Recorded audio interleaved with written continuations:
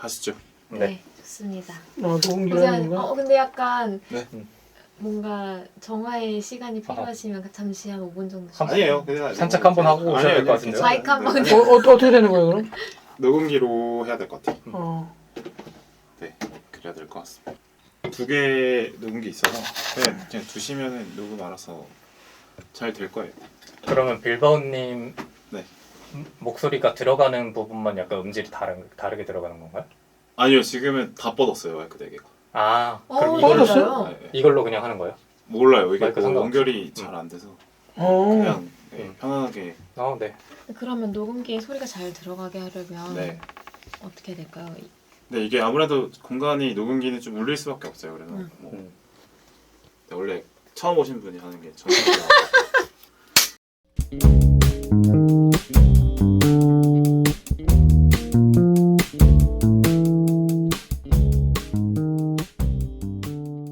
네, 시작했습니다. 네. 와, 우여곡절 끝에 시작을 해보겠습니다. 현재 시간은 2024년 10월 26일이고요.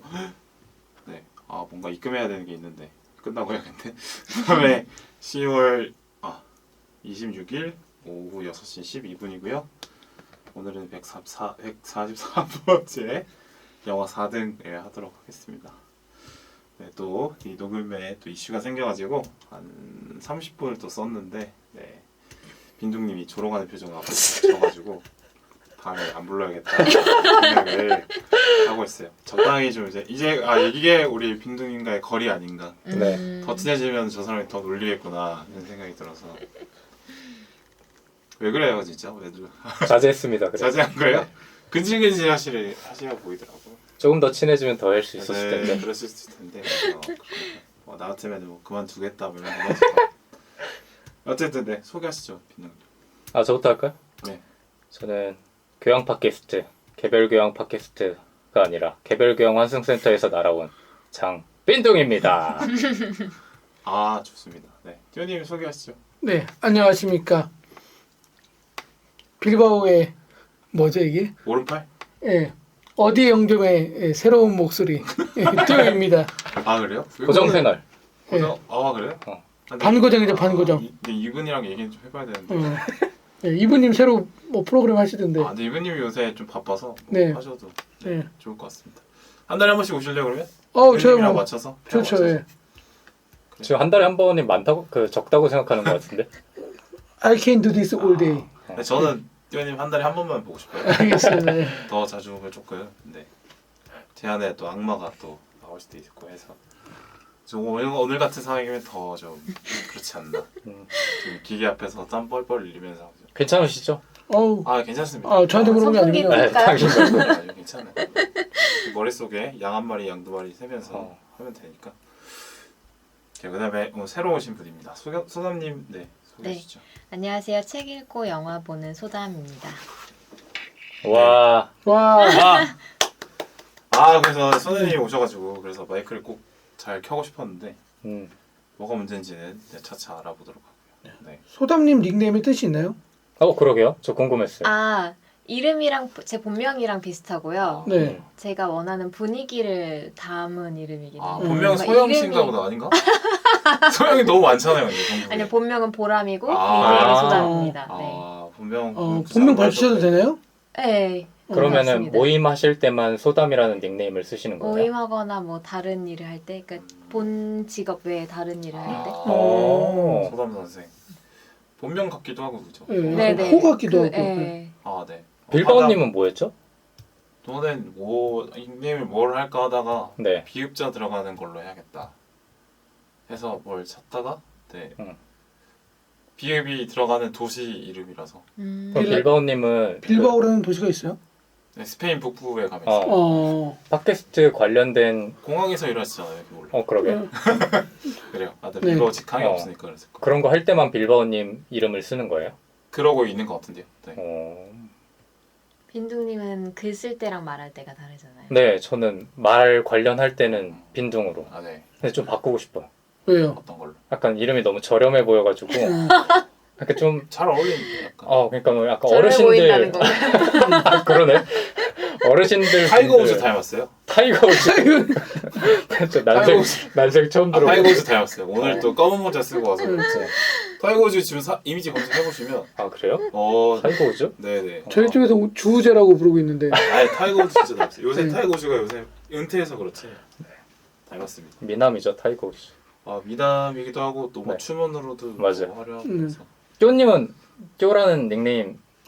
저 도도하다고 해서 도도 줄여서 뀨입니다. 네. 근데 이거는 여러 번 들었는데 들을 때마다 이해가 안 가요. 저도 사실 이해 안 돼요. 네, 제가 아, 제게 네. 아니라서. 뀨님이 그건 있는 것 같아요. 그러니까 여기 방송에서의 느낌이랑 평소 지인으로 있을 때의 느낌이랑 좀 다르다. 가면을 쓰는 거죠. 네, 원래 되게 아, 진지합니다. 조커처럼? 네. 조커요? 네. 네, 약간 그 예전에 도도하다는 느낌을 받을 때가 있었는데 의외로 되게 개인주의적인 성향이 있기도 하고 네, 되게 좀 맞습니다. 냉철하게 끊을 때 끊는 그런 사람이어서 저는 언제 끊으실 거예요? 그러면? 네? 저 좀 끊어주세요. 끊어야 될 게 있고 끊지 말아야 될 게 있고. 그걸 또 구분하시는 거. 그렇죠. 네. 그렇습니다. 하여튼 뭐 저희 아이스 브레이킹 너무 많이 해가지고 네. 할 말이 별로 이렇게 너무 많이 하니까 또 할 말이 어. 어쨌든 어제 이렇게 소남님이 처음 나오셨으니까 저 방송에 대한 어떤 소감이나 어떤 감상 어떤지 한번. 아, 네.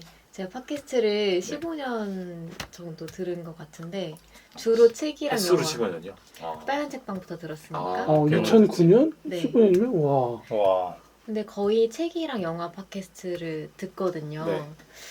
빌바오님 방송 너무 좋죠. 아. 음질도 훌륭하고 목소리도 아, 네. 훌륭하고 아이고, 콘텐츠도 음질. 너무 좋고 근데 음질이 생명인데 그걸로 제가 먹고 바라는 하는데. 건 네. 영화 얘기 전에 잡담 좀 줄였으면 좋겠다. 아 방송을 네네. 켰는데 네네. 영화 얘기 나오기까지 막 40분 걸리고 아. 막요. 그 저는 그거 건너뛰거든요. 아 그래요? 빌바오님 혹시 그거 네. 그 뭐 표시해둬요? 아니면 표시 안 해요. 아 그러면 제가 찾아야 돼요. 아, 근데 직접 대충 한 하시는구나. 40분 뒤로 이렇게 가는. 보통 1부 1부 아니면 2부 들으시면 됩니다. 맞아요. 그럴 때도 있고 진짜 어. 1부 끝날 때까지 내가 다 돌려봤는데 네. 영화 얘기 안 나와. 아 근데 그런 편이 훨씬 재밌는 편이에요. 네. 잡담이 음. 길다는 건 그만큼 재미가 있었다는 뜻이고. 네. 예. 다른 팟캐스트 영화 팟캐스트들과의 확실한 차별점이긴 하잖아요. 아, 그쵸. 어. 근데 그게 긍정적이냐 부정적이냐 그러면 워낙 또 제 위주로 하다 보니까 음. 네, 뭐 듣는 분들이 뭐 어떻게 들으시나 뭐 잘 안 물어봐서. 아 근데 그래서 혼자 하시는 방송도 좋아해요. 아, 그러겠네. 맞아 오히려 엄청 혼자 다르거든요. 방송만 음. 듣는 사람도 있어요. 네. 아. 진짜 완전 그래서- 다르다라는 걸 확 느껴요. 네네. 그래서 이렇게 그게 좋다라고 풍부하신 분이 아 이렇게 보부하신 그러니까 아니 물론 내용이 뭐가 되게 풍부해, 뭐가? 내용이 되게 풍부한데 이제 게스트랑 농담하다가 이제 다 가는 느낌. 네. 아 저는 사실 농담 따먹기 진짜 중요하다고 생각하는 편이에요. 네. 네. 농담에 좀 진심인 편이고. 그건 이제 하는 사람이지 듣는 네. 사람은 내가 저 농담을 듣고 싶은가. 네. 맨날 저한테 하시던 말씀이잖아요. 그러게. 아. 그러면 오늘 구독 취소해주세요. 어. 네. 그럼 근데 괜찮아요? 처음에 어떻게 듣게 되셨어요? 저는 그래서 제가 어떤 영화를 재밌게 봤으면 그 영화 제목으로 팟캐스트를 아, 찾아봤거든요. 그러시는구나. 근데 그러다 보니까 개교환세는 몰랐던 거예요. 아. 근데 그거는 이제 왈라비님이 알려주셔서 음. 듣게 된 거죠. 아 이렇게 좋은 방송이 있었구나 하고 듣게 된 거죠. 신기하다. 그럼 그렇게 검색하시다가 처음 빌바오님을 만나게 되신 거네요. 네, 그쵸. 그래서 저는 모든 방송 다 듣는 게 아니라 네. 제가 본 영화에 대해서 아. 듣기는 해요. 그래서 안 본 영화도 재밌게 들으라고 제가 앞에 잡담 많이 하는 거. 그 잡담 저는 잡담에 재미가 없나 보다. 더 재밌게 해야지. 그러면 이제 15년 동안 팟캐스트를 들으신 입장에서 아, 네네. 어떤 영화 팟캐스트가 있으면 좋겠다 이런 게 있나요? 그 저는 약간 트리비아 얘기해주는 음. 방송을 아. 좋아하기는 해요. 아. 저는 그 관계자가 아니니까 모르잖아요. 아. 근데 그걸 또 막 굳이 막 찾아보지 않으니까 그냥 팟캐스트를 들을 때 그런 재밌는 이야기들 해주면 좋아요. 뭐 옛날에 영화 촬영 뒷이야기 어. 이런 거. 득보 영화에서 뀨님이 네. 쪼리비아라고 아. 자기 코너 만들어가지고 그런 네. 거 알려주는 코너 있었는데 3회 정도 했죠. 사라졌어. 그런 것도 사람이 왜 좋아해요. 이렇게 빨리 끊었어요? 예? 그 IMDb가 영어여가지고 번역이 힘들더라고요. 아. 팝하고 있잖아요. 파파고가 생각보다 잘 번역을 못해줘요. 예. 아까 영문학 전공하셨다고. 네 맞습니다. 네. 그렇죠. 전공과 우리는 또 여기서도 하면 되겠네. 쪼리비아. 그러니까요. 코너까지. 지금 이를 깨무시는데 입술을 깨무시는데. 아니요, 저기 또 그 이브님이 하는 코너가 또 있어서. 네. 네. 어. 좋아요. 뭐 달에 한 번이면은 음. 괜찮을 것 같습니다. 네. 그 얘기 뭐 나중에 해보시고 잡담을 줄여달라. 아니면 혼자 방송하시던가. 음, 근데 뭐 다른 분들 의견은 다를 수도 있으니까. 아 근데 아. 진짜 저도 궁금했는데 네. 잡담 듣는 게 훨씬 더 재밌다라고 하신 분들도 계셨을 거 아니에요? 그러니까 저는 제가 팟캐스트 좋아하는 게 잡담 많이 하는 팟캐스트 좋아해서 아마 그런 성향이 방향된 것 같아요. 저는 교수님도 사실 잡담 많이 하는 사람 좋아하고 수업 뭐 대충 하고 자기 막 썰 풀고 이런 걸 좋아해가지고 개인 성향이 방향되지 않았나 싶은데 근데 이게 좋다는 사람도 있고 싫다는 사람도 있고 뭐 그쵸. 네, 혼자 하는 방송도 꾸준히 하려고 하니까 뭐 그것만 들어주셔도 감사할 것 같네요. 아, 제가 알아서 잘 건너뛰고 드릴 거니까 네, 그렇게 걱정하지 해주셔도, 않으셔도 네네네. 어, 뭐 저야 뭐 편하게. 감사하죠. 듣는 사람 아, 입장에서는 좋은 방송 만들어주셔서 그렇군요. 감사하죠. 네. 근데 소담님도 팟캐스트를 엄청 많이 들으시는데 직접 진짜 해보실 생각은 없는 거예요? 네, 없어요. 왜요? 예를 들면 제가 책을 읽지만 책을 쓰고 싶다는 생각 없거든요. 음. 그냥 저는 그걸 즐기는 거지 내가 이거 만들고 싶다라는 생각은 잘 없는 것 같아요. 그럼 아니 게스- 너무 잘하실 것 같아서. 아, 아쉬워서. 그렇지 그러게요. 못할 것 같아요. 게스트로 참여하시는 거는 부담이 상대적으로 없는 편이고요. 아, 그래서 처음에 그 섭외 받았을 때 너무 부담스러워가지고 아. 제가 할 말 다 써갔었고요. 앞에 음. 녹음했던 아. 2번 다 그랬었고요. 오늘도 거의 다 답변 다 써왔어요. 아, 진짜. 굉장히 부담 커요. 이 아저씨들은 어. 하나도 안 썼을 텐데. 억울해서 어떡해. 혹시 줄거리 시킬까봐 줄거리도 써오고 아, 그러니까 여기 대본에 없는 거 막 저한테 줄거리 시킬까봐. 준비하셨으니까 줄거리는 어. 편님이 해야겠네. 네네네네. 저도 제가 해온 아. 거 안 하고 싶습니다. 아, 그래요? 어, 편님 아니죠. 해주시면 좋아요. 해야죠. 뜬금없는 거 네. 질문해도 괜찮나요? 네네네. 근데 진행하시는 입장에서는 되게 고마운 게스트다. 아. 그렇게 다 준비해 주시면. 그렇죠. 오늘도 진행을 주로 해주시고 계신 것 같아요. 그런데 적당히 합시다 아저씨. 우리 아저씨 적당히 합시다. 빌버님이 오늘 당황한 표정을 많이 오늘 좀 보여주셔가지고. 공격적이니까 네. 양해하실 바라고. 저 끝나고 지금 오늘 마이크랑 대화를 좀 해봐야 될 것 같아요. 너무 열받네. 아 댓글 소개, 후원 소개는 오늘 조금 시간을 많이 지체한 관계로 혼자 할 때 네. 들어가고 영화 얘기를 좀 들어가 볼까요? 아, 네, 네. 빠르게 들어가네요. 네. 네, 수다님의 니즈대로. 네 오늘은 또 그 제 청취자님께서 오셨으니까 원하시는 대로 네. 잡담을 좀 줄이고 네. 아쉽네요. 사실 저는 한 30분 해야 되는데 저희 많이 했으니까. 네. 그래? 저희끼리 많이 했어요, 네. 잡담. 내가 안 했잖아요. 제가 뭐 그런 어떤 사명감을 갖고 하는 거예요, 사실. 잡담을. 우리 사회 스몰 토크가 너무 부족으로 한국이 그게 아, 없죠. 예. 그래서 이제 맞아. 방송이나마 스몰 토크를 이제 하려고 하는데 뭐 싫으시는 사람도 있다니까 뭐 그냥 영화 뭐 지금 스몰 토크 안 해도 네. 이따가 스몰 하면 됩니다. 그래요. 뭐 좋은 드립 감사하고 네 영화 오늘은 4등이고요. 네 줄거리는 우리 소사님이 준비해 오셨어요. 와. 아, 와우. 근데 준비하시지 않았나요? 아니 안 했는데 줄거리 아. 몰라요. 네. 근데 저 너무 읽을 것 같아가지고. 읽어주세요 저희. 네. 네. 열심히 들어볼게요. 네. 네, 국어책 읽듯이 한번 읽어보겠습니다. 아 역시. 괜찮나요? 네, 그럼요. 네, 너무 길게는 안 할게요. 네. 이 영화는 2명의 수영 선수를 중심으로 전개가 됩니다. 네. 그래서 한 명은 1998년에 방콕 아시안 게임에서 금메달을 딸 수도 있었던 광수인데요. 당시 고등학생이었던 광수는 노름에 빠져서 태릉 성수촌에 열흘이나 늦게 입소를 했고 선수단 감독에게 체벌을 당한 뒤에 화가 나서 국가대표를 그만둡니다.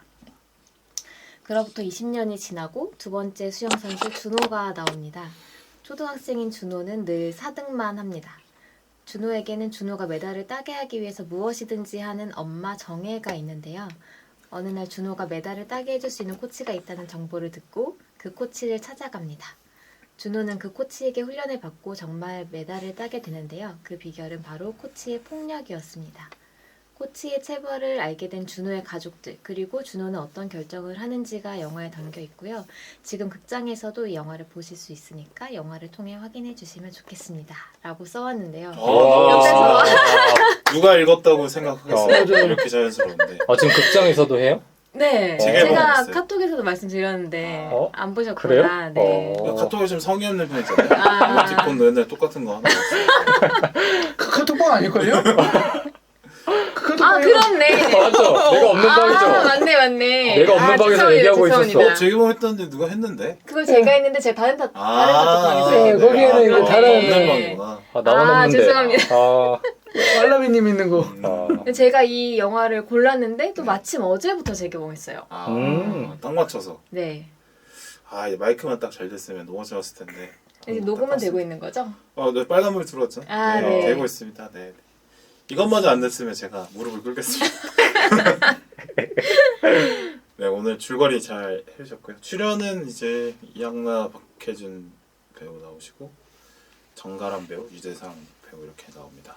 그다음에 조연을 하는 최무성, 유재명 이렇게 나오죠. 네, 최무성, 유재명, 박해준 이분들 이 당시만 해도 그렇게 작품이 많지 않았던 배우들인데 그 이후로 최무성 배우도 1988 나오면서 쫙 늘고 이렇게. 1988이요?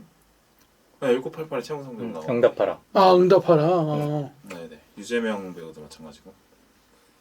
그래요. 저 같은 경우는 이거를 한 3번, 4번 본 것 같아요. 되게 좋아하는 영화입니다. 네. 그렇고 그다음에 정지우 감독의 작품이고, 네. 은교, 해피엔드, 유열의 음악 앨범이라는 걸 하신 감독이죠. 네. 정지우 감독 좋아하세요, 우리 쪼님? 저 정주 감독 네. 은교까지 재밌게 본 것 같습니다. 4등까지요. 예. 그 뒤로는요? 이게 침묵이랑 유열의 음악 앨범은 개인적으로 좀 별로였어요. 예. 그래요. 저는 안 그랬는데요. 그렇죠. 네. 유열의 음악 앨범 왜 별로였어요?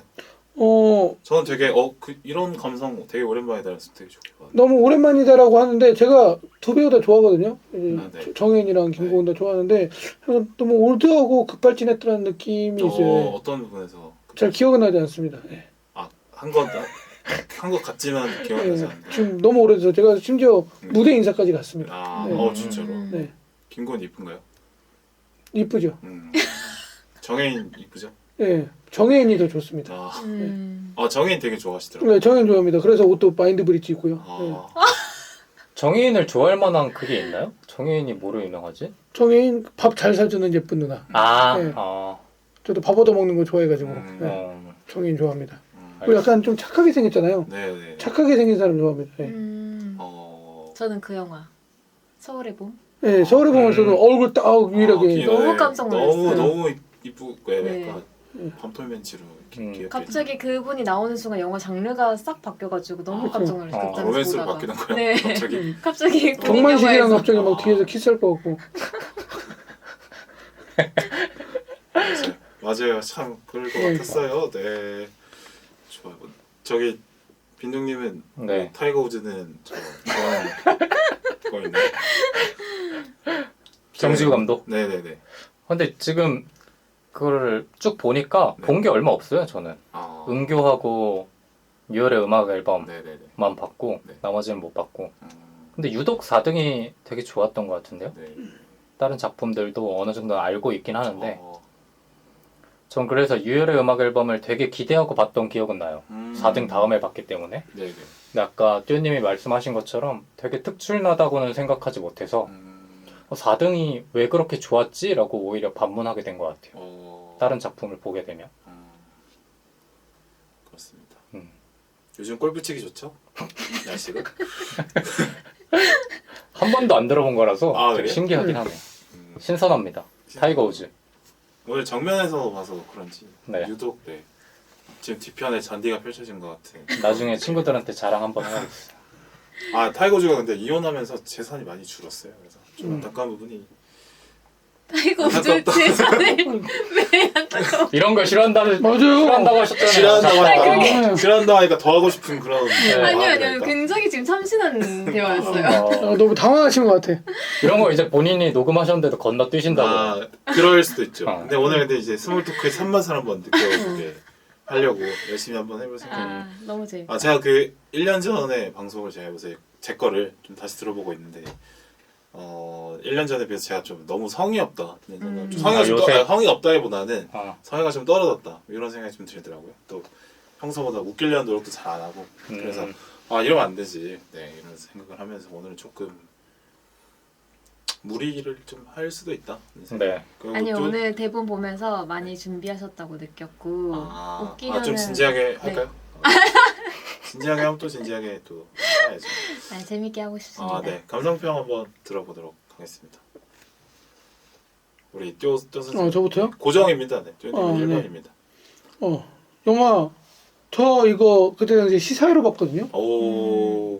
우연치게 배우들도 보셨어요? 아니 그러지 않았어요. 그랬는데 시사회 아니었으면은 못 봤을 것 같아요. 왜냐면 워낙 작게 개봉한 거고 이게 무슨 인권위원회 뭐 그런 작품이잖아요. 근데 그때는 좀 별로였었어요. 그러니까 감독이 왜 이렇게 비겁하지라는 생각했어요. 되게 중요한 순간에 웃기려고 하는 느낌이 들었다고 제가 적어놨더라고요. 그래요? 네. 어디가 웃겨? 그러게. 그러니까 뭐 예를 들어서 수영 지금 이번에 보니까 웃긴 장면은 그거 하나더라고요. 그 때리려고 하니까 이제 도망가는 거 물속으로 도망가는데 이거 그게 몇 너무 마음 아프지 않아요? 그래서 야 이거 하나 그랬는데 이제 그러니까 보고 막 그게 왜 웃기지? 마음 아픈 장면 아닌가? 그때 그랬나 봐요. 예. 아무튼 이렇게 저보세요. 지금 8년이 지났잖아요. 이게 개봉한지. 이게 당시 개봉할 때만 해도 전 되게 웃기게 봤어요. 그런 장면들을. 근데 지금 보니까 시선이 많이 바뀐 것 같아요. 네. 그럴 수도 있겠다. 그리고 당시 개봉할 때 많은 사람들 평이 다들 맞을 짓 했네라는 얘기를 아무렇지도 않게 하고 저 인물들도 맞을 짓 했다라고들 얘기를 했었어요. 근데 지금 보면서 많은 사람들이 그렇게 생각 안 하는 것 같죠. 저도 그랬고 이거 찍을 때 그 준호 형 맡은 그 유재상 배우가 그 기사 보면은 운동을 안 맞고 어떻게 배워요라고 얘기를 했다는 거예요. 그것 때문에 이제 감독이 좀 충격을 받았었다라고도 얘기를 했고, 그래서 내 시선이 많이 바뀌었구나 하는 생각을 하고 또 되게 잘 만든 영화구나. 떡밥을 뿌리고 회수도 되게 잘하고 또 재밌게 본 것 같아요. 특히나 저는 처음에 그 흑백 화면에서 칼라로 바뀌잖아요. 시계 보시나요? 아니, 살짝 길다고 생각하신 거 아닐까요? 네. 아무튼 어디서 느낌이 왔냐면 어렸을 때 그 박해준 배우하고 유재상 배우하고 닮았어요. 닮았어. 네. 그래서 그거 보고 우와 이것도 노리는 건가? 약간 이런 느낌이 들었습니다. 제가 그 감상평 짧게라고 제목을 해놨는데 이 정도 짧은 거 아닌가요? 이 정도 짧나요? 네, 그렇죠. 네. 다른 사람의 스몰 토크를 좀 못 보는 편인 것 같습니다. 제가 그래서 심지어 이거 스몰 토크도 아닌데 감상평인데. 저 아까 줄거리 소개할 때 엄청 눈치 봤잖아요. 그래요? 길다고 혼낼까봐.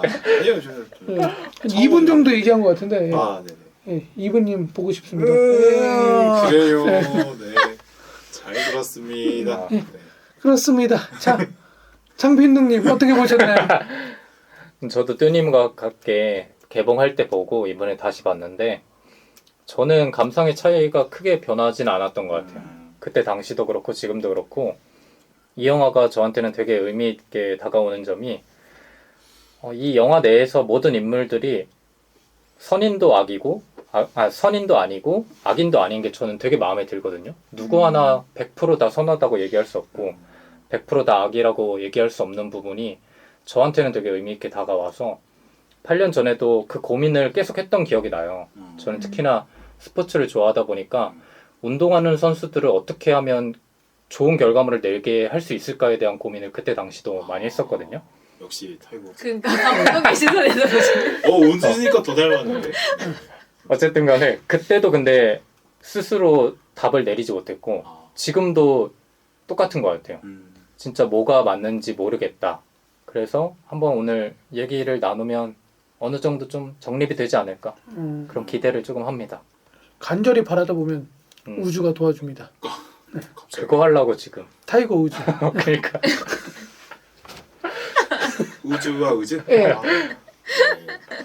고맙습니다. 네. 네. 소담님 어떻게 보셨나요? 소장님 제가 볼 때 여기서부터 들으실 것 같아요. 지금까지 건너뛰시고 저도 영화 너무 인상 깊게 봤고요. 저는 국가인권위원회에서 매년 이런 영화를 만든다는 것도 몰랐는데 영화를 시작할 때 그게 뜨더라고요. 그래서 좀 재미없으려나 했는데 너무 재밌게 봤고 저 영화 보는 내내 너무 스트레스를 받더라고요. 이게 네. 근데 이게 그 엄마 역할을 맡은 그 정의 캐릭터가 너무 저를 스트레스 받게 해가지고 굉장히 스트레스 받으면서 봤고 근데 어느 인물 하나 이해가 되지 않는 인물이 없고 다들 자신의 최선을 다하고 있는 것 같은 거예요. 그래서 더 안타까웠던 것 같아요. 네, 그렇게 봤고 자세한 내용은 눈치 보이니까 다음 질문에서 좋은 눈치 감사합니다. 네, 이렇게 좀 유일하게 눈치를 보시는 이렇게 좀 해주세요. 이렇게 좀 이렇게 길목요연하게 근데 이 인권 영화 제 얘기는 안 돼요.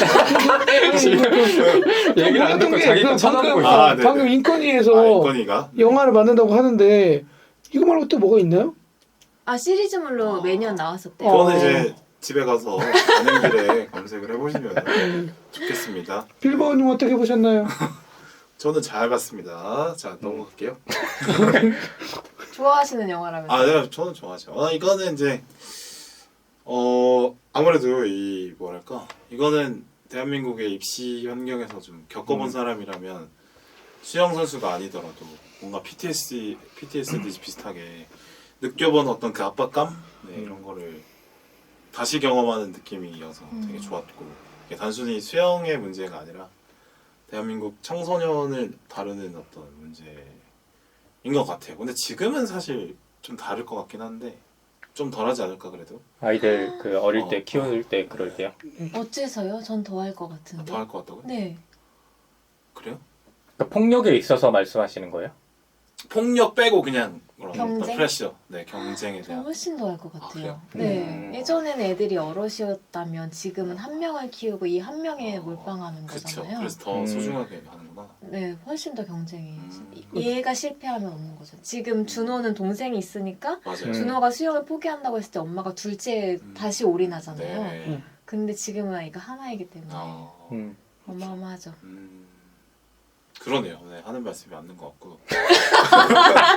죄송합니다. 제가 아니, 감히 아니, 일본이었는데. 맞아, 저는 그냥 뭐 어쨌든 그런 생각 옛날 생각 많이 나고 그 정의 모습에서 사실 저희 엄마가 또 나름 또 교육열이 열심히 하셨기 때문에 제가 이거 뭐 뒤에 얘기하면 좀 결이 안 맞을 것 같아서 그냥 앞에 조금 먼저 얘기하고 넘어가면 광수가 술을 먹는 장면이 좀 자주 나오는데 네. 그렇죠. 이제 청소년 시절인가 흑백 시절에 술 먹는 거 나오고 나중에 다 커서 해장국집에서 술 먹는 거 나오는데 네, 그 소주를 컵으로 먹는 것에 그걸 좀 좋아하는 사람으로서 저놈아 좀 안다 이런 생각을 했어요. 그래서 아주 매력적인 음주 장면이지 않았나. 말투도 비슷하고 익숙하고. 말투도 네, 아주 사투리 아주 잘 쓰는 사람이고. 출신이신가요? 거기 출신이신가요? 저요? 아니요, 배우님이. 박효진 배우도 부산 출신이고 정가람 배우는 정가람 배우도 뭐 김행가 근데 어색한 사람은 없었어요? 그 서울 사람들은 알아차리기가 쉽지 않아요. 저도 그 여쭤보려고 했어요. 여기 나오시는 분들은 다 네, 잘 아 그래요? 네, 박혜준 이런 사람 찐입니다. 음. 너희 엄마가 문제야 이런 거. 이거 쓰면 딴다. 좀 잘하시는데. 어. 네. 서다님 서울 출신이에요? 네네네. 전형적인 서울 사람이 부산 사투리 따라하는 느낌이 나가지고. 아니 방금 칭찬 받았어요. 잘한다고 해줘. 왜 그래요? 그게 참. 오늘 처음 뵀는데. 내가 워낙 또 타이거 우즈다 보니까 이런 어떤 엄밀한 거죠. 이렇게. 선을 벗어나면 용감. 뚜님 사투리 못하죠? 네 못합니다. 재밌는데? 네. 역시 툭 치면 나오는구만. 저는 네, 인천 출신이어가지고. 내는 못합니다. 네, 내는 못합니다. 좋아요. 오늘 제가 봤을 때 소담님은 워낙 약간 진중한 영화 토크를 말하신 것 같아요. 아니요. 네, 오늘 멤버 구성상 쪼님이 폭주하면 저도 가만 못 두고 그래서 아마 구도가 어떻게 되냐면 쪼님이 치고 그럼 제가 또 열받아서 저도 치고 그러다가 옆에서 평가하고 탈거수가 평가합니다 드립을. 그다음에 이제 소담님은 지켜보면서 다음에 오지 말아야겠다 이런 결론이. 높은 확률로 마지막이지 않을까. 근데 제가 이 영화를 고를 때 생각했던 것이 이 영화를 고르면 세 분이 굉장히 급발전할 것 같다는 생각이 들어요. 왜냐면 그래요? 다들 입시 경쟁을 겪어보시지 않았을까? 그렇지, 특히 그렇지. 빌버님 그러셨을 거라고 느꼈고 또 스포츠 얘기이기 때문에 다들 뭔가 하고 싶은 네. 얘기가 많지 않을까라고 또 수영 또 생각하거든요. 상급반 출신이기 때문에 또 그렇구나. 수영인에 한 사람으로서. 네. 생각해보니까 소담님이 고르셨구나, 이 영화를. 네네. 저는 이 영화만 던지면 세 분이 알아서 이야기를 하시겠다라고 생각했어요. 아닙니다. 오늘 저희 소담님 말만 듣고 갑니다. 맞아, 소담님이 다 준비해 오셨으니까. 일단 주제로 넘어가 보겠습니다. 일단 저는 대본을 제가 캐릭터에 대해서 한번 얘기를 쭉 해보고 그다음에 주제로 조금씩 펼쳐나가는 식으로 준비를 해봤고요. 소담님 오신다 그래서 좀 더 심혈을 기울였던 건 맞다. 네, 평소보다는 좀 질문이 성의가 들어갔죠? 음. 그런 거 같더라고요. 네, 아. 우리 되게 길었어요. 보통 네, 2배 정도에. 네. 나는 갑자기 빌버거님의 열정이 불타올랐나 했는데 알고 보니까 소담님을 아. 위해서구나. 그렇지 원래 저는 이거 얘기하려면 3시간 걸릴 것 같은데 아니, 이러면서 아니, 지금 아니, 대본이 전혀, 왜 이렇게 전혀. 길지만 몇 개씩 뛰어넘고 이렇게. 아니야 저 어. 좋아요. 전 다 준비해 왔으니까요. 네네네. 네. 오늘 뭐 막차까지 한번 떠들어 볼까요? 자 오늘 광수에 대해서 먼저 얘기를 해보고 싶은데 광수처럼 이렇게 재능이 빛나는 사람들 보신 적 있는지. 광수가 보면은 체력도 되게 좋고 맞아요. 음. 술을 아주. 술을 잘 때려 먹는데 그 다음 날 새벽에 바로 가서 한국 신기록 세우고 뭐 이런. 기억력. 그다음에 어제 도박판에서의 기억력도 좋고 이런 다 갖춘 사람 이런 사람 보신 적 있는지. 근데 다들 보지 않나요? 어릴 때? 아 그래요? 학창 시절에? 전 거울을 봤죠. 나란 남자. 근데 저는 진짜 모자란 신기한 게 게 뭐지? 뭐냐면 어렸을 때 빛나던가요? 아, 네. 기억력이 되게 좋아해가지고 어. 그 예를 들어서 첫 방송한 만화 주제가 다 외웠었어요. 근데 지금은 못해. 만화 주제가 뭐 애들 다 잘. 그 정도는 뭐 아니 그때 그 어. 꾸러기 수비대가 똘기덩이 그 있잖아요. 네. 제가 한 번 듣고서 다음날 다 외웠었어요. 네, 그래서 모두가 반에 어떤 애가 깜짝 놀라갖고 그 다음날부터 저를 100원씩 사줬어요. 아 진짜 넘어가겠다, 재밌다. 예, 네. 이거. 그 뭐 자기 얘기 길게 하면 재밌기라도 해야 될 텐데. 어쨌든. 빈둥이 누구 본인이 봤어요? 그런 재능이라는 거죠? 네 그렇습니다. 그럼 그냥 잘하세요? 단순히 기억력이 좋은 거잖아요. 그건 재능 아닌가요? 아니 제가 말하는 거는 이렇게 광수처럼 그러니까 뭐든지 좀 아, 다방면을 여러 가지 엄친한 느낌을 말씀하시는 네, 거예요? 네, 이렇게. 광수가 몸으로도 뛰어나고 이제 지능도 되게 좋잖아요. 그렇게 따지면 또 많이 없는 것 같은데 제가 생각한 거는 정말 특정 분야에 대해서 기억력이 범접할 수 좋다고 없는 그러는데. 능력들. 어떤 친구 있나요 그러면? 그냥 공부 잘하는 친구들 중에 네네네. 아예 똑같은 시간을 공부하는 것도 아닌데 네. 이 친구들은 맨날 자는데도 결과물 좋게 맞아요. 내고. 그런 친구들 있죠. 근데 저는 어릴 때 탁구를 쳤거든요. 탁구를 약간 선수가 되기 위해서 치기 직전까지 갔는데 그게 몇 살 때예요? 초등학생 때죠. 그래서 골프로 전향했구나. 작은 거. 그때 하다가 그게 비슷하네. 좋아요. 네. 나름대로 제가 은평구 출신인데 은평구에서는 그래도 은평 일장. 괜찮은 성적을 내는 초등학생. 또 4등 배경들. 그러니까 지금 그쵸. 근데 4등만 하셔갖고 그래서 저도 이 장소가 되게 익숙한데 근데 그거는 구 안에서잖아요. 네. 그리고 동 안에서고 네. 근데 이게 대회를 나가면 다른 구의 친구들 심지어 서울 벗어난 친구들을 만날 때가 있어요. 내가 구파발에는 1등이었는데. 아예 세계가 다른 거예요. 그러니까 왜냐면 내 지역에서는 나보다 잘 치는 사람이 없었기 때문에 아예 그 이상을 상상해 본 적이 없는데 그 친구들한테는 내가 상대도 안 되는 실력을 갖고 있었던 거죠. 근데 그런 거를 어렸을 때 경험하니까 되게 사람이 작아진다 그래야 될까요? 그리고 좌절하게 되고 탁구만이 내 세상이었는데. 그런 거 가지고 포기하게 되는 경우가 되게 허다해요.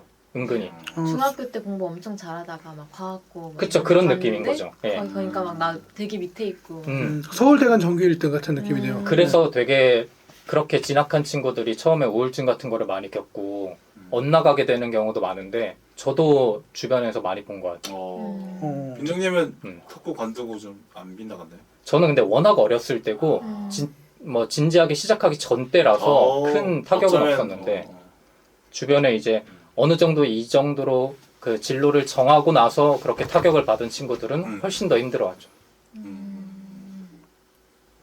소담님은 뭐 이런 저는 제가 그래요도 괜찮습니다.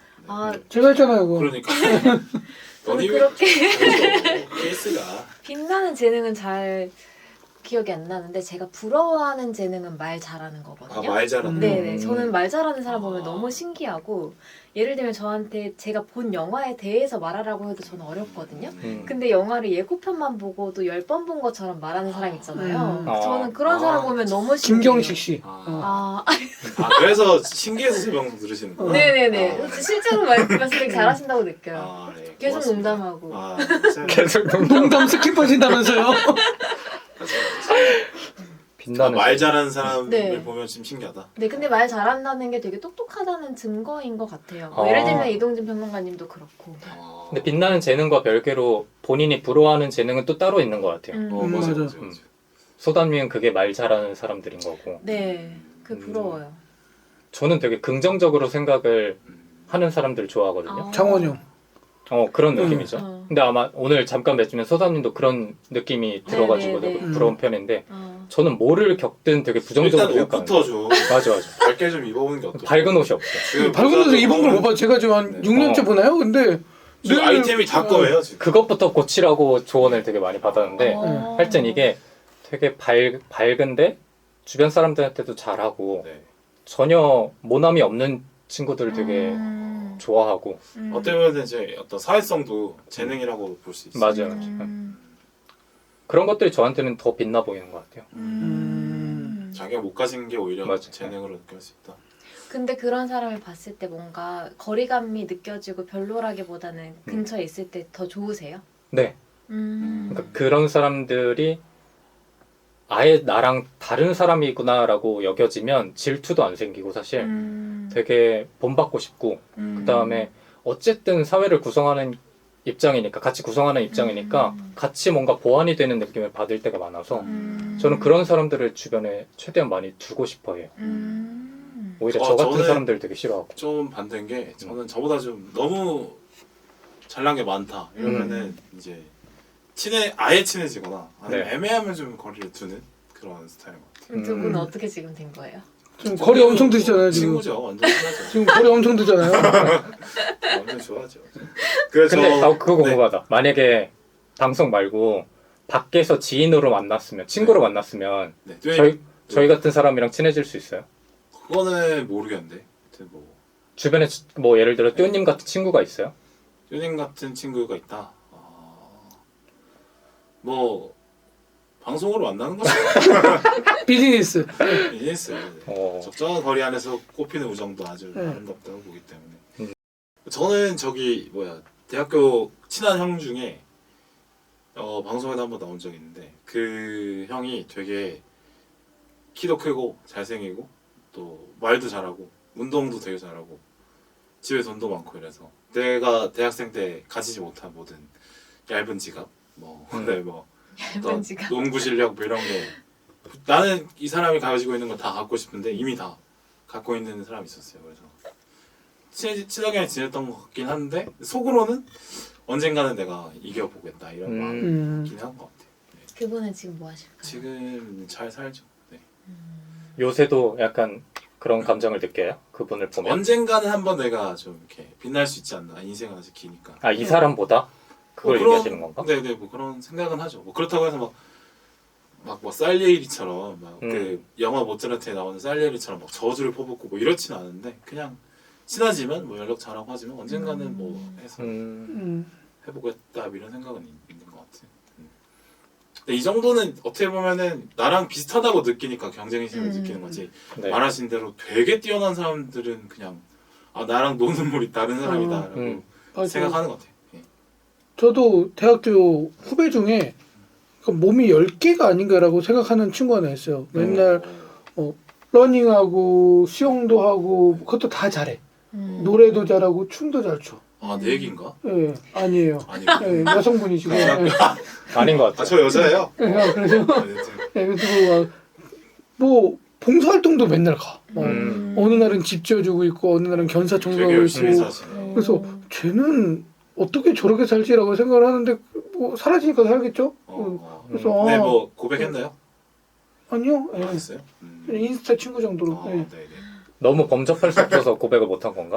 아니, 일단 안 친해요. 고백해서 안 친해진 거 아니고요? 아 그러지 않습니다. 예. 네, 수다님 표정이 좀 그러거든요. 다음 주제로 넘어가서 보면은 광수한테 코치들이 다른 선수들과 좀 다르게 대한다는 걸 느꼈었는데 코치들이 보면 분명히 광수에게 좀 특별 대우를 해주는 거 맞는 것 같아요. 저는 이 감정을 어렸을 때 느껴본 적이 있어요. 탁구 칠 때? 네. 동네에서는 그래도 네네. 탁구장에서는 유망주였기 때문에 빈종아 탁구 그만두지 마라. 약간 그런 느낌으로 뭔가를 계속 잘해주는 거예요. 네네. 근데 어렸을 때 그 별것 아닌 재능을 갖고 있었던 저도 네. 되게 건방지게 맞아. 사람이 변하는 걸 경험했어요. 와. 그래서 예를 들어서 똑같은 잘못을 해도 저는 안 혼나잖아요. 근데 그게 아 내가 지금 뭐 이런 실력을 갖고 있어서 저 사람들이 나를 대우해 주는구나 이렇게 느끼는 게 아니라 나는 잘못이 없구나 이렇게 사람이 생각하게 된단 말이죠. 나는 나구나. 다른 애들이랑 다르구나 이렇게 생각. 그래서 예를 들어 친구들이 불만을 예를 들어서 얘기할 때도 너는 잘못했지만 나는 잘못한 게 아니야 라고 마음속으로 생각하기도 하고 그랬던 경험도 있어서 조금 소름이 끼치기도 했어요. 이번에 보면서. 아무래도 운동이라는 게 눈에 결과가 딱딱 보이잖아요. 네. 그렇죠? 결과를 확인하는 경우가 많고 어떻게 보면 그게 이제 우열 관계로 넘어가는 경우가 많기 때문에 좀 더 이렇게 비능님처럼 못된 인간이 될 수 있는 가능성이 좀 근데 저는 오히려 코치들이 되게 눈에 들어오긴 했거든요. 근데 저 사람들이라고 저렇게 하고 싶어서 한 행동은 아닐 거란 말이죠. 그렇죠. 분명히 잘못됐다는 걸 알지만 얘를 건드렸을 때 얘가 싫어 코치님도- 그러고 가면은 그렇죠. 코치님들도 피해를 보니까 특히나 뭐 수영 같은 경우는 그런 경우가 좀 덜하겠지만 다른 단체 운동 같은 경우는 맞아요. 더 예를 들어서 뭐 전학을 가거나 아니면 이적을 하게 되는 경우가 되게 많기 때문에 그렇게 되면 바로 적이 돼 버리는 거잖아요. 맞아요. 그렇게 되기 때문에 오히려 더 약간 이 사람을 되게 애지중지하는 맞아. 상황이 많이 벌어질 것 같아서 코치들이 한편으로는 안쓰럽다고 느끼긴 했어요. 그러니까 코치들은 광수한테 원하는 게 성적도 잘 내주면서 생활도 모범적으로 해주면 그렇죠. 너무 좋겠지만 근데 광수 입장에서는 그렇게까지 안 해도 잘 네. 대우를 해주니까 그쵸. 내가 뭐 섰다 열흘 정도 빠지면 뭐 어때? 내가 1등인데. 맞아 맞아. 그 성적이 나니까 그래도. 맞아. 가서 1등 하면 되잖아. 수영 이렇게 생각을 하게 되는 그렇죠. 그렇습니다. 그래서 광수가 아무래도 그 선수촌을 나가는 것도 아마 기존에 받았던 특별 대우에서 벗어났기 때문에 그게 좀 열이 받아서 그런 거 아닐까 싶거든요. 약간 도를 넘어선다는 느낌이 있잖아요. 광수 행동들이. 그렇죠. 열흘 동안 안 가고. 그렇죠. 열 며칠 동안 안 가도 아무렇지 않을 거라고 생각하는 것들이 참 잘못되지 않았나 생각. 그리고 그 선생님 더 웃겨요. 섰다 대신 쳤잖아요. 그 이거 맞습니까? 장면은 좀 재밌었어요. 저도 그 장면 되게 재밌었어요. 귀여운 장면이었습니다. 근데 나중에 은평구에서 이러시잖아요. 그렇죠. 그 뭐 섰다를 배우면서 그래도 어른이 말이야. 에? 이래 뭐 애를 갖고 이러면 됩니까? 저는 아니라고 생각합니다. 근데 이거 왜 됩니까? 보여주면서 되게 귀여운 장면이었다고 생각합니다. 그 배우님이 얼마 전에 돌아가신 걸로 알고 있는데 그런가요? 지금 검색 한번 해주시고요. 네? 그래요. 근데 광수는 그래서 이 코치님을 되게 특별하게 생각한 것 같아요. 그래서 막 그 코치님과 같이 일까지 하는 것 같은데. 아마 코치님은 체벌을 안 하셨던 것 같아요. 광수한테. 그리고 아마 그 극중 내용상으로는 그 중학교 선생님 네네. 뭐 혹은 이런 식으로 나왔던 것 같은데 네. 그때는 그만큼 성적이 민감하지 않았으니까 조금 덜 프레셔를 줬을 수도 있을 것 같고 그러다 보니까 관계가 형성됐다고 저는 생각하는데 만약에 이 사람을 고등학생 때 만났으면 또 다른 관계가 형성되지 않았을까 싶기도 하고. 그래도 고딩 정도는 되지 않았어요? 그때 아시안 게임 나온다 이래요. 네. 그게 그 유재명이 감독인 시절이 아닐까요? 네 맞아요. 그리고 그 이전에 아. 약간 어릴 때 그 사제 관계였던 느낌이었던 것 같고 그 사람은. 그래서 나한테까지 연락이 왔다라는 걸 보면 초등학교 아니면 중학교 때 선생님인 것 같아요. 배우님은 남문철 배우님으로 네. 50세에 사망하셨습니다. 대장암으로. 어머, 50세? 예. 네, 일찍 돌아오셨죠. 그러게요. 21년에 돌아가셨습니다. 참 안타깝습니다. 어쨌든 그 코치님과 좀 특별한 관계가 형성이 돼 있는 게 저는 좀 신기한 것 같아요. 그러니까 이 사람은 자신한테 끝까지 잘해주는 사람만 좋아하게 됐구나. 그러니까 나한테 함부로 대하는 사람은 함부로 대거나 아니면 다른 친구들과 똑같이 대한 건데 그게 부당하다고 느껴지면 아예 상대를 안 하는 그런 사람이 된 거 아닐까 하는 생각이 좀. 근데 또 어른이 되고 나서는 자기한테 그런 스승이 필요하다고도 얘기하잖아요. 네.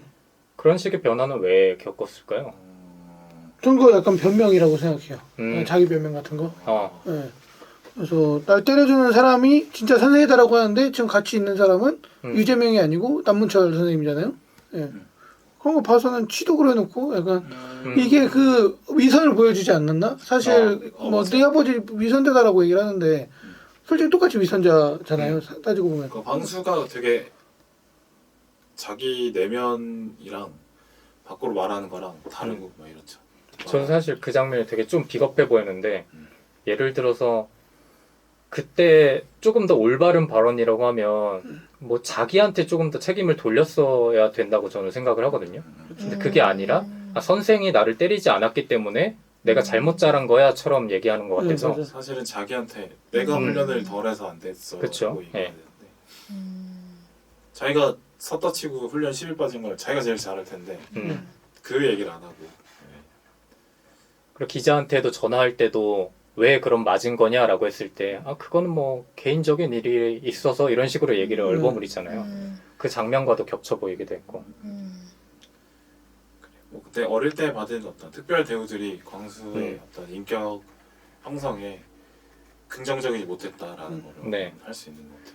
은근히 재능이 있는 친구들은 재능이 정말 특출난 친구들은 이렇게 정비례해서 이렇게 실력이 느는 게 아니라 갑자기 처음부터 재능이 뛰어나다 보니까 맞아. 맞아.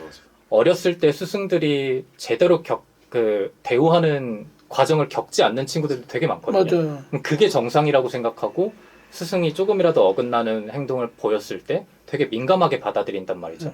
근데 이게 차례차례 성장해온 친구들은 저게 이제 스승이 이렇게 행동이 변해가는 거를 본인이 느끼는데 그게 이상이 없다라는 걸 느끼는데 이런 광수 같은 친구들은 그렇기 때문에 더 민감하게 받아들였었던 것 같아요. 그래서 잘해도 잘한단 말 안 하고 그런 사람들 있잖아요. 예를 들어서 손흥정 씨도 계속 뭐 우리 아들 네. 월클 아닙니다. 네, 그러니까 엇나갈까봐 그런 얘기한 게 아닌가 이런 생각도 좀 들어요. 그렇죠. 그쵸. 마음속으로는 아들이 너무나 뿌듯하겠어요. 저 월클인데. 그죠. 우리 때 아직 월클 아닙니다. 네. 더 분발하시라는 얘기예요. 하여튼 그래서 저는 네. 과정이 중요한 것 같아요. 영화 보면서 과정의 향상. 그러니까 이렇게 재능이 뛰어난 친구들 같은 경우는 그런 과정의 중요성을 모르게 되잖아요. 그냥 내가 물을 저었는데 앞으로 나가더라. 설명이 안 되죠. 근데 이 잘 안 돼서 고민해보고 또 좌절하고 이걸 다시 겪어내보고 하는 친구들은 결국에는 인생이라는 게 뭐 대단한 게 없고 그냥 조그만 문제들을 겪고 좌절하고 극복하고 좌절하고 극복하고 그 과정의 계속이라서 그걸 어릴 때부터 연습을 시작하는 나이인데 근데 그 과정의 소중함을 알고 그거를 해야 되는 나이인데 그걸 안 해버리니까 어릴 때 맞아. 그래서 광수가 망가지지 않았을까 생각 들거든요. 네. 소나님께서 이렇게 뭐 어때요? 광수 어떻게 생각하세요? 광수.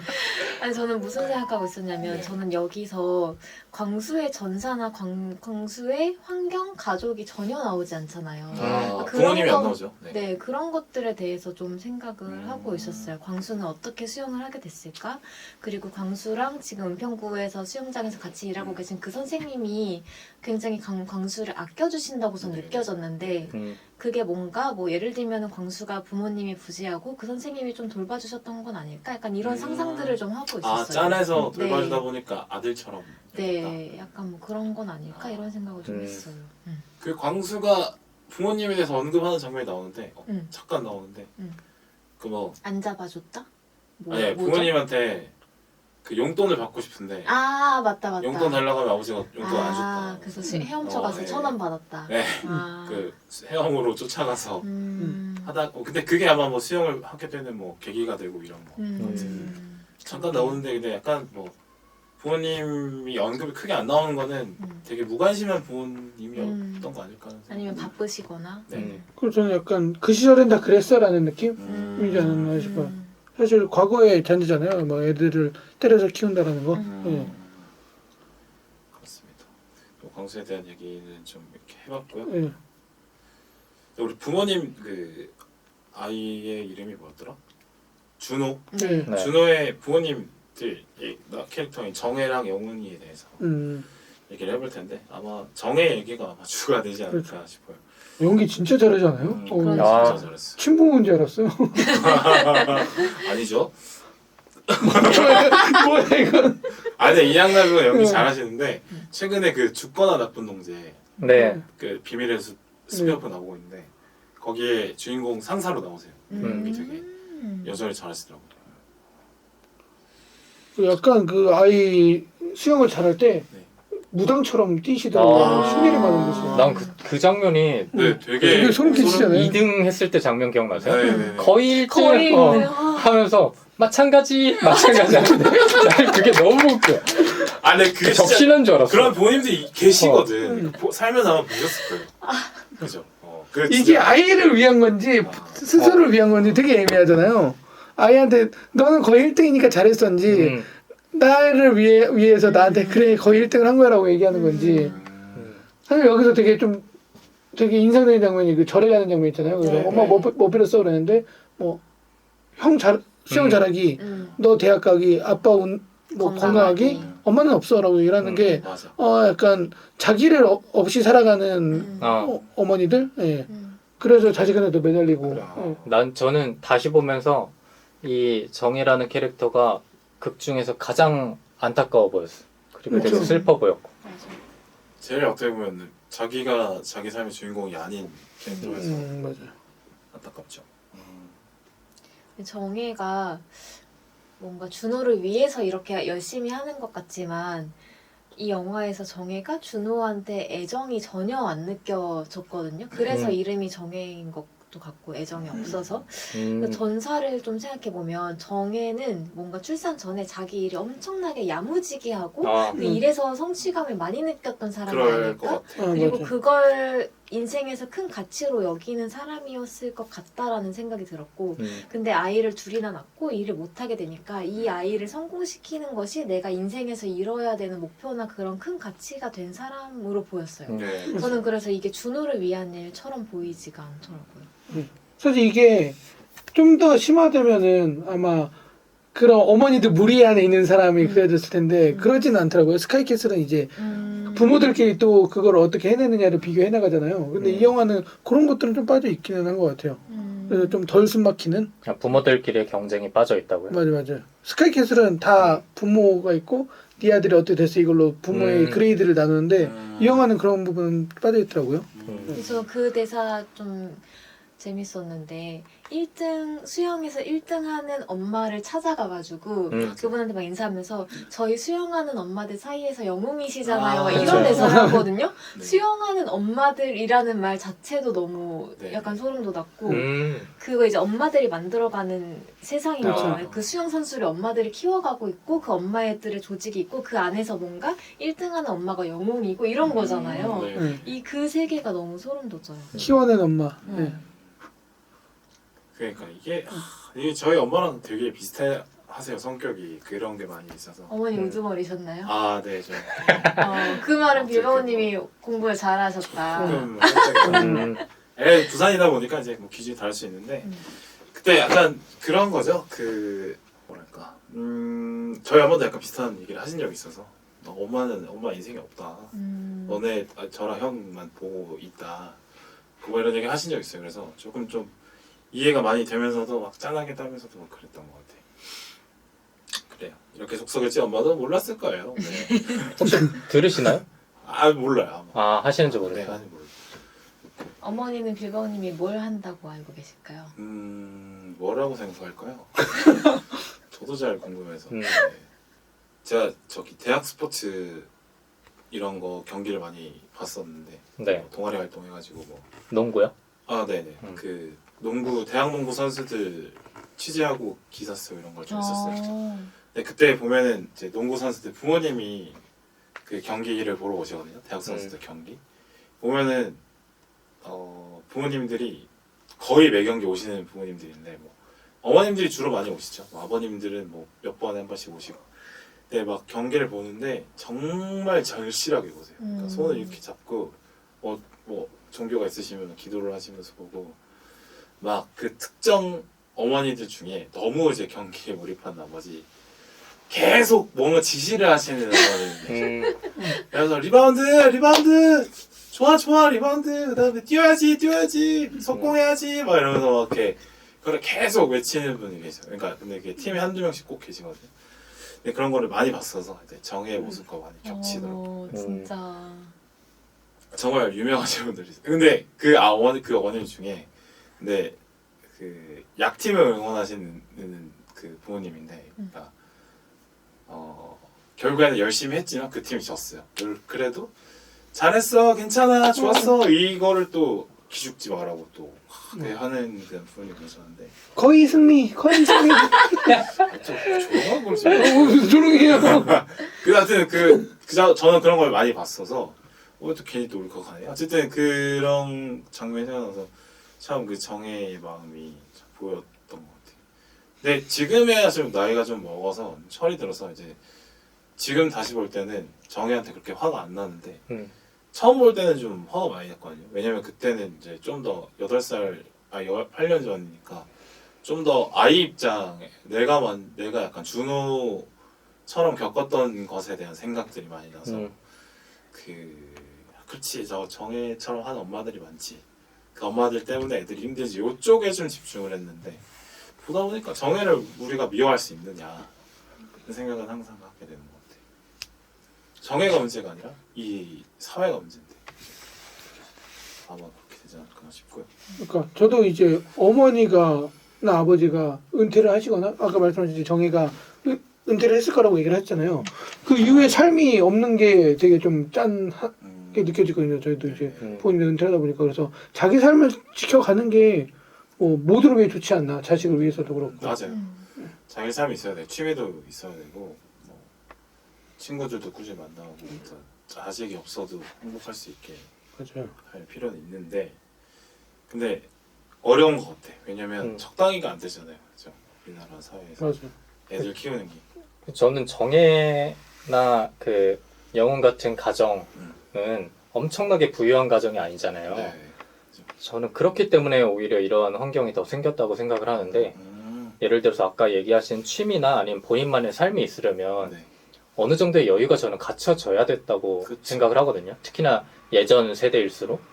근데 정혜는 그러지 못했던 거죠. 되게 살기 바쁘고 맞아요. 그런 와중에 본인이 이제 자아 실현을 할 수 있는 게 자식의 삶밖에 없으니까 그런 식으로 의지했던 건데 저는 그래서 오히려 더 안타까워 보였어요. 만약에 정혜 가족이 조금 더 여유 있었다면 아니면 정혜가 살아가는 사회에서 조금 더 여유 있게 정혜의 그러니까 모든 가족들을 바라볼 수 있는 환경이 마련됐다면 이런 상황은 펼쳐지지 않았을 수 있지 않았을까라는 생각이 들어서 비단 정혜와 영훈의 문제라고는 볼 수 없다라는 게 오히려 더 빌바오님 말씀처럼 안타까웠고 그랬던 것 같아요. 맞습니다. 저는 근데 오히려 제가 봤을 때 이 가정이 좀 부유해 보였거든요. 아 그래요? 근데 이 빈부를 어떻게 생각하냐에 따라 좀 차이가 있을 수 있을 것 워낙 같은데. 또 어릴 때 골프 하실 정도로 여유가 탁구도 있으시니까. 치고 알아뵀습니다. 좀 저는 그렇게 못 자라가지고 그래서 저는 오히려 이런 경제적 여유가 있으니까 수영을 초등학생인데 수영을 시키고 그걸 뒷바라지하고 그렇죠. 내가 일을 안 하고 차로 막 이동시키면서 영어 수영 시키면서 영어 시키고 그 다음에 수영 안 한다고 하니까 둘째한테 또 학원 여기 시키고 좋은 코치를 찾아다니고 그것도 섭외할 수 있고 그 코치한테 돈을 지불할 수 있는 능력이 있으니까 이렇게 하고 있다고 생각하거든요. 근데 정말 생계가 바쁘면 정해 일해야죠. 그리고 어떤 일이든 했을 거고 그랬을 텐데 오히려 이 아이를 키우는 것이 더 삶의 목표가 된 것처럼 저는 보였어요. 그러네요. 기자가 많이 버나요? 많이 못 벌죠. 네. 그래요? 보통 지금 영훈이 일하고 있는 스포츠 그러니까 YTN. 연합뉴스라고 나오잖아요. 거기 연합신문으로 이렇게 바뀌어서 나오는데 거기 안에 스포츠 기자라고 해도 사실 정혜와 영훈이 살고 있는 데가 서울이라고 가정하면 지금으로서는 그 정도 나이대 구하기 어려울 거예요. 그러니까 집안에 어느 정도 돈이 있거나 아니면 정혜가 또 다른 벌이를 하고 있지 않는 이상 그러기에는 쉽지 않죠. 돈 받고 기사를 써준다든지. 그러면 뭐 얘기가 달라지지만 돈을 찔러주잖아요. 이제 저 광수한테도. 그래요. 자 그러면 이제 우리 기자 선생 얘기도 한번 해보면 좋을 것 같은데 그 기자가 아버지 이름 영훈이죠? 네. 영훈이 광수를 막 협박하잖아요. 그렇게 네. 또 때리지 말라고. 너 나중에 한 거 기사 써서 너 수영 코치 못하게 만들 수 있으니까 자기의 지위를 활용한 거죠. 그런 협박도 하고 하는데 영훈의 어떤 이 해결 방식은 어떻게 보셨어요? 저는 근데 뭐 나쁜 방법이라고 생각하지 않았어요. 음. 예.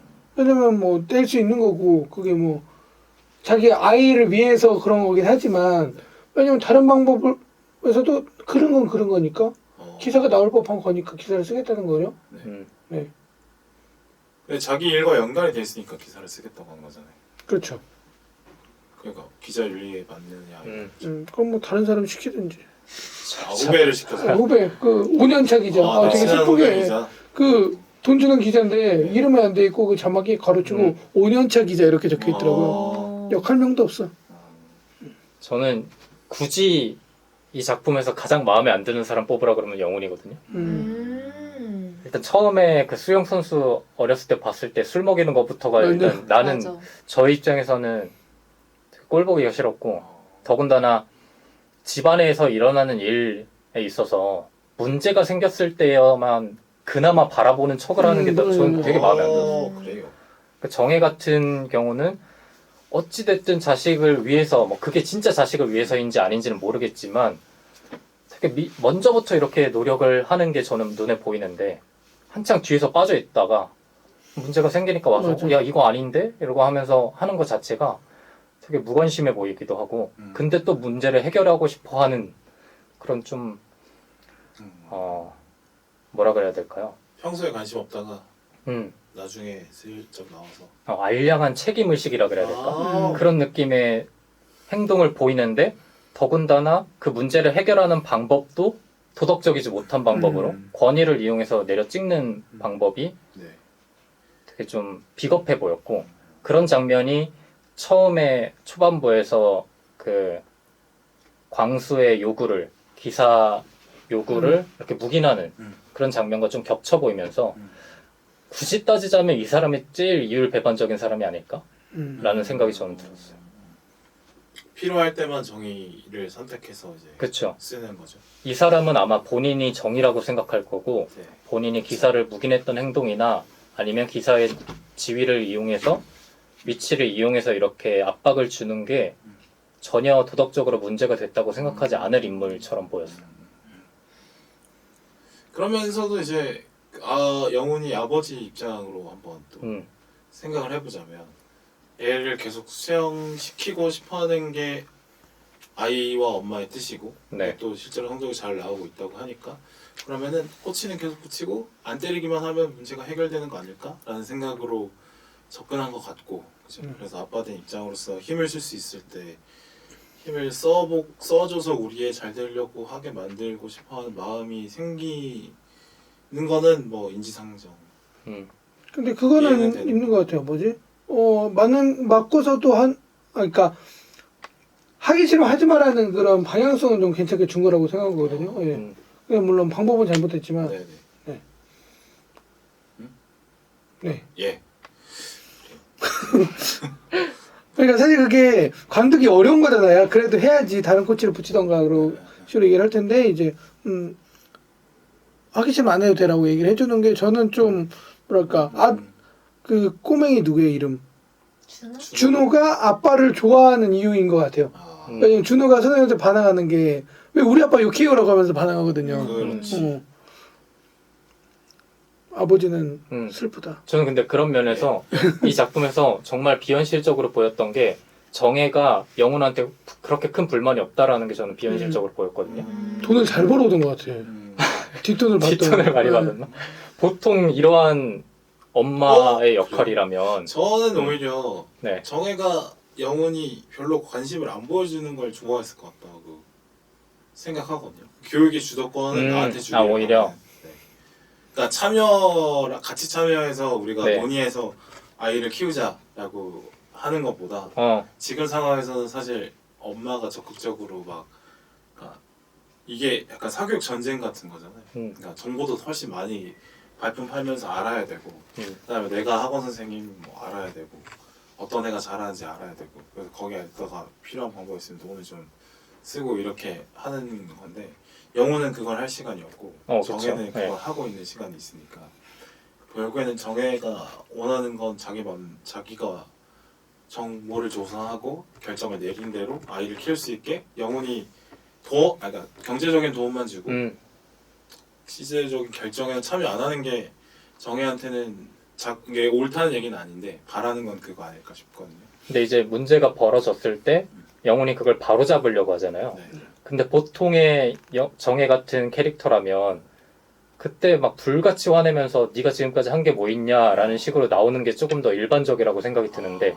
그게 아니라 조금 수긍하는 뉘앙스를 보이고 영훈의 입장에 대해서 네 그리고 뭐 되게 좀 적극적으로 화를 내지 않아서 정혜라는 사람은 남편이 뭘 해줬길래 저러지? 라는 생각이 오히려 저는 들더라고요.